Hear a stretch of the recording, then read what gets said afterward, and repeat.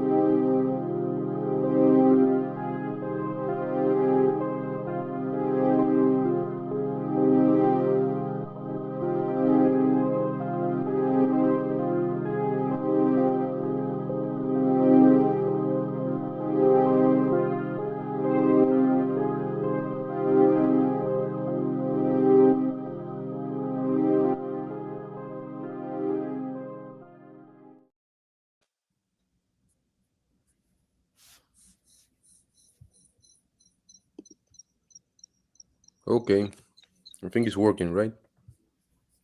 Yeah. Hi, everybody. We can hear you. Yes. Hi, everyone. Okay, let's wait 2 more minutes.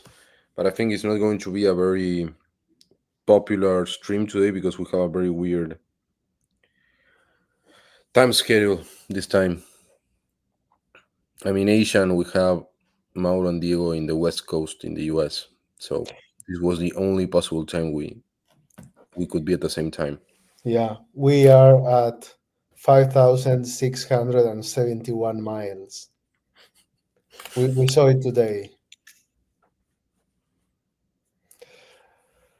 Uh, tomorrow, Um, tomorrow we have an event here, so it's going to be interesting. There will be like several talks on ZK and AI. yes, let's do the following. Mauro, do you want to start in a minute talking about engineering updates? And then you, Diego, and Mauro can talk about what you're going to, the event you're going to participate. And Mauro, maybe you can mention uh, what happened last year because you already, this is the second time you're in this event. Yes. So this time is going to be a little bit more different, but we will see how it Yeah. goes. And I will tell you why soon after the engineering update. Um, so on the engineering side, we have been continuing, we kept going with in the same line of work like we have like on the previous weeks. Uh, what you might remember the CKRK, that is this site to play CK games, and it has all the components that you need to connect with a line and serves as an example application. It already was complete. On the previous week, we got feedback from users and we started adding things. So part of the work was taking that feedback, doing improvements to make it better. And the other thing was details about using a line. For example, when you use a line, you deposit funds to the contract, and then you might want to withdraw them and use your MetaMask wallet and have some comfortable way to do that. And we do the full flow for people to use their wallets. Yeah, don't have to go through the CDI, do some clunky things. And yes, we will be showing like the PRs, but yeah, that's all of this has been like a lot of work. Like, I think on the last 3 weeks we merged around 45 PRs only in that repo. So it might not look like a lot, but it is a lot of work actually. Then we are running the upgrades of the networks. I feel like we will do one last reviews of the latest features that we want on the testnet and then ship them to the mainnet. Yeah, on the previous week I talked a little bit about what was it. Like we were doing some missing improvements that will help with the reliability and improving the code quality a lot. I'm quite satisfied with the code quality of the last versions. I think we could improve the system a little bit, but it's a good base.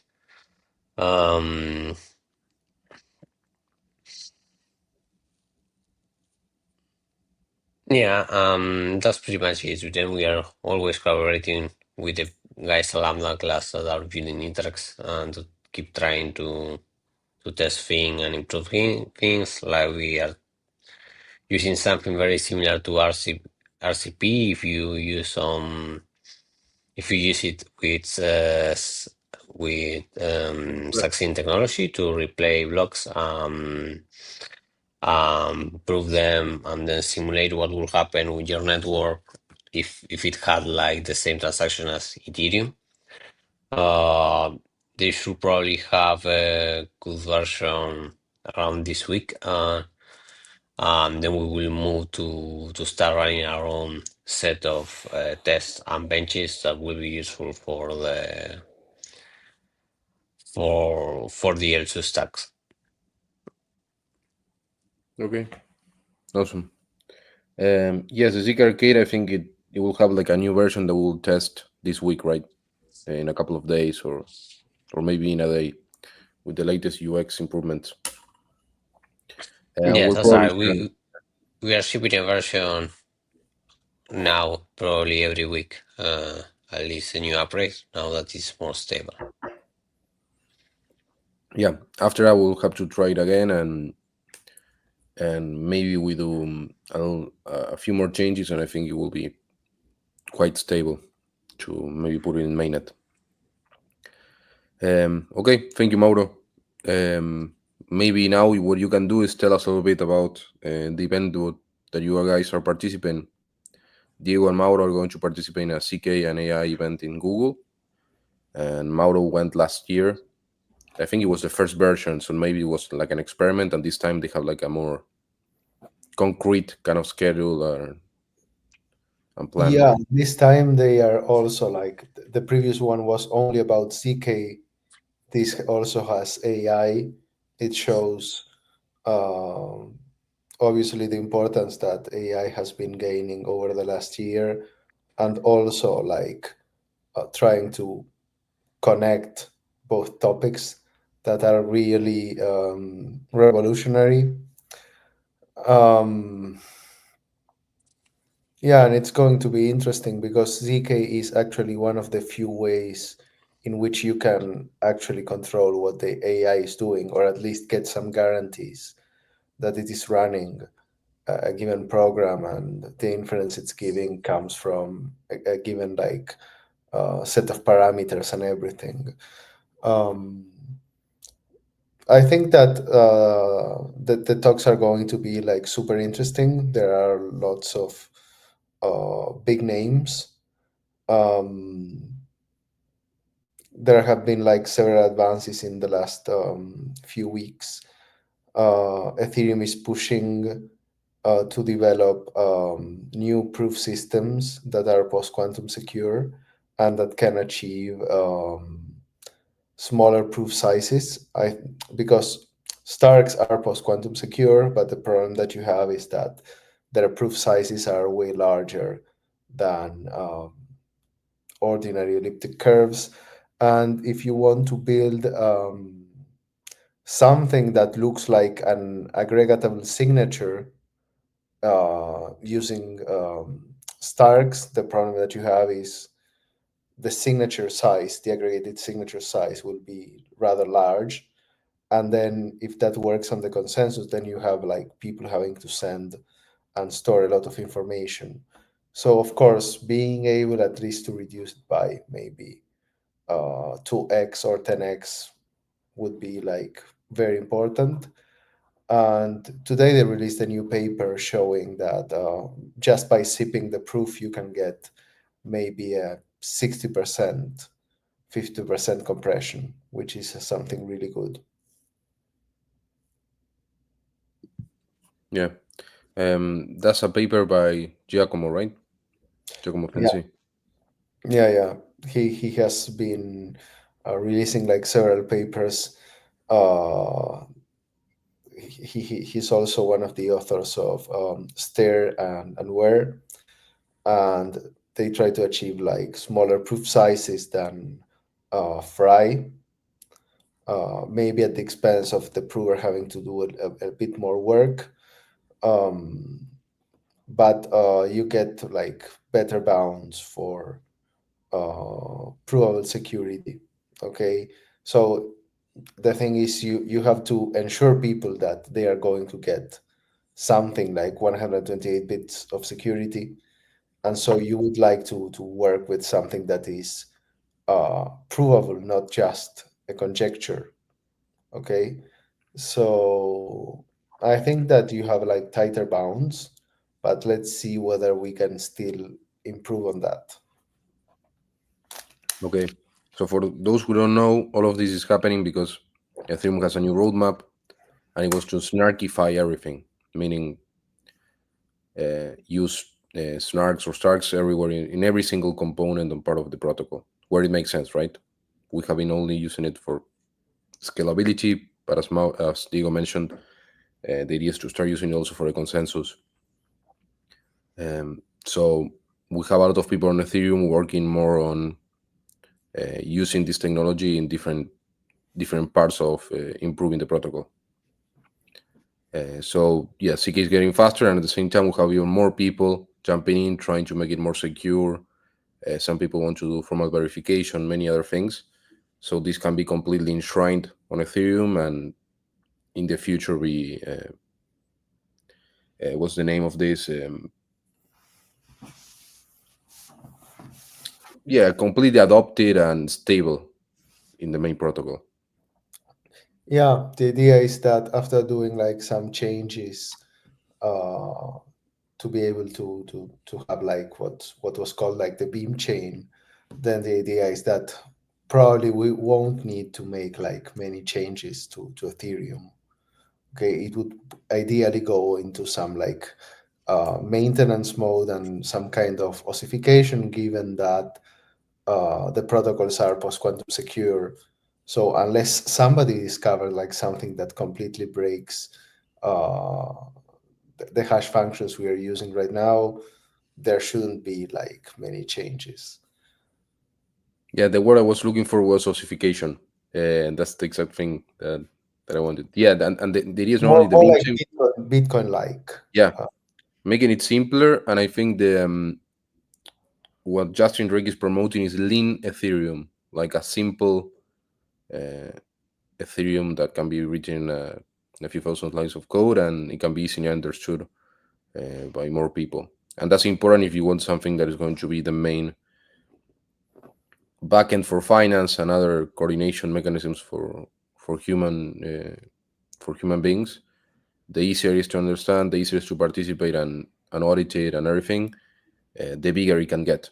yeah, there you have a very interesting discussion regarding formal verification of CKVMs, because you have like two different lines there. One is going like for the classical CKVM where you write like the constraints for the VM, everything, and then you try to prove uh, that the constraints are all okay, that you don't have anything missing, there is no soundless bug, whatever. Another line is doing something like Jolt, where everything or almost everything is a lookup argument. You have like lookup tables, and then you just show that the results you have are contained in the tables. And it has like fewer like instructions or things you need to check, and it's easy to know whether the operations are correct, because you would just have to generate like the tables, and the tables are easier to audit. That is to Yes. say, you run all the computations and then you check that every row is correct, and there is not so much work. So in that sense, you have something where it may be easier to prove that the VM is okay, because it relies mostly on showing that the lookup argument uh, works. And on the other hand, you need to prove everything related to the circuits, which can be a bit more complicated. Um, so, of course, so far, RISC-V VMs coded with circuits and everything uh, are faster, but I don't know, maybe with some further changes, uh, we can change the scales. Yeah. Um, yeah, I think we will see a lot of new stuff from Ethereum in terms of tech, and we're really happy because many of the things that are going to get prioritized and everything is very aligned to what we believe in and what we want to see. And also, our stack is built for many of the things that are coming up on Ethereum in the next few months and in the next decade. So we're building everything with that in mind. Um, and we'll probably have more stuff like in DevCon. We have probably a few more announcements from Ethereum, and there are many talks. I think Justin Drake, for example, is speaking in this event, right? So we'll see what they mention there. Last year, like we had Vitalik speaking through some video because he wasn't in person on the offices, but we have the well, we are a little bit used to hear Vitalik because of course like he's in all Ethereum events. Uh, Here is a bit different because most of the people working here, they are, I don't know, from Google and from more Web2 companies. I'm not sure how much they interact with people like Vitalik. Uh, my impression from talking to Google's people is that most of them they are not in the blockchain ecosystem, or at least they weren't like 1 year ago. That's not to say that they don't have people, but you have a lot of engineers doing different things. So it's a nice point of contact of both communities. And now it will get a little bit even more mixed because we have AI, as Diego mentioned. So we will see how it goes, who talks and about what.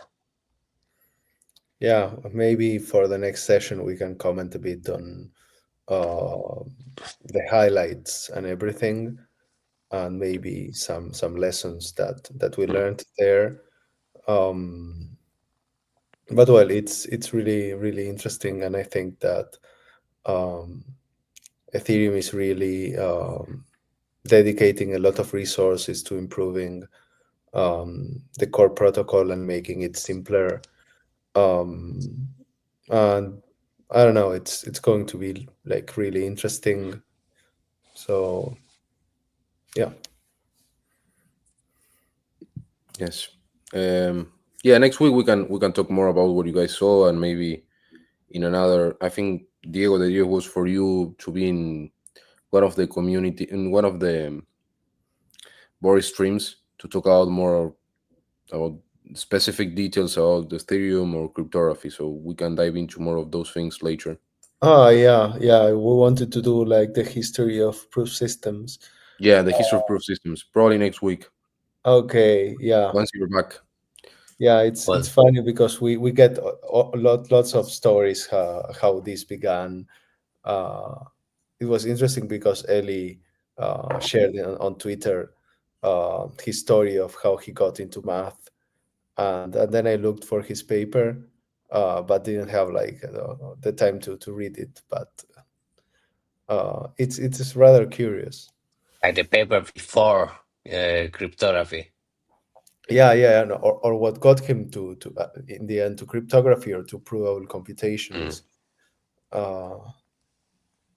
It's sort of fun, like you mentioned, that now they are working a lot of proof size reduction on SNARKs. Probably the only people that care about that was Star Wars and Ellie for a long time, because they were the ones actually sending the proof to Ethereum, and it was expensive. So I remember a lot of optimizations for that. And after people started like just wrapping it in Grok 16 or whatever and using a Snark, they kind of forgot about it. It's like, okay, we no Yeah, longer care because we are wrapping them. But yeah. people, They were saying, "Oh, quantum computers are never coming," but now it seems that, and I think that Eli made like the right choices when he developed like Starks.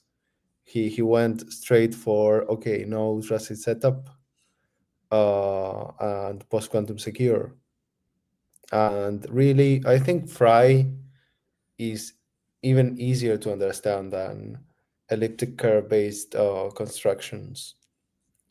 That is to say, the proof may be a bit more complicated, and the arguments may be uh, harder to grasp, but at least the intuition of how it works, I think it's something that you can teach to uh, people with minimal mathematical background, because it relies on facts about uh, polynomials that maybe you learned in high school or in an algebra course at university.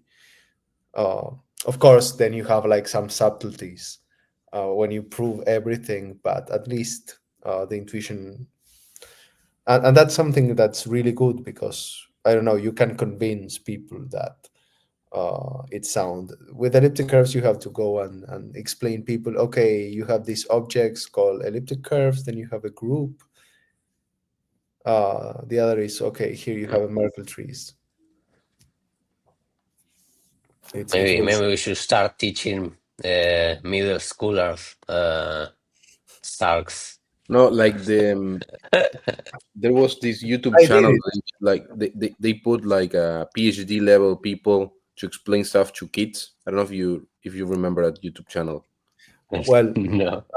no, but it's funnier because when we did the sparkling water bootcamp in cryptography, we had at least some people that were finishing high school. That was like the funniest thing. We had people with PhDs and then people from high school, and we had to explain how Starks worked to both. Yeah, maybe one day we can do it. Maybe, I don't know, people will start learning about Starks in high school. Maybe. At least they would be like friendlier with polynomials, and just don't think that, why do I care about polynomials? Yes, Uh, it's easier to explain than uh, cryptography. But okay, let's do the following, guys, because it's already too late for you guys, and I need to start get going. Let's talk next week, and I think we cover a lot of things. We don't have any specific big news. And next week we can talk more about what you guys saw in Google, and share how the technology is getting adopted there. Google has been doing some stuff. They're apparently putting CK in their wallet, so maybe you guys learn a little bit more about that. yeah, And we'll see what comes up with AI. We already know a few people that are working with AI and CK in order to make it more reliable and secure. So maybe there's something there as well. We'll see. yeah, Right. awesome. Thank you, Awesome. guys. Yeah, thanks a lot for joining. See you next week. Bye bye. Bye, everyone. Thank you.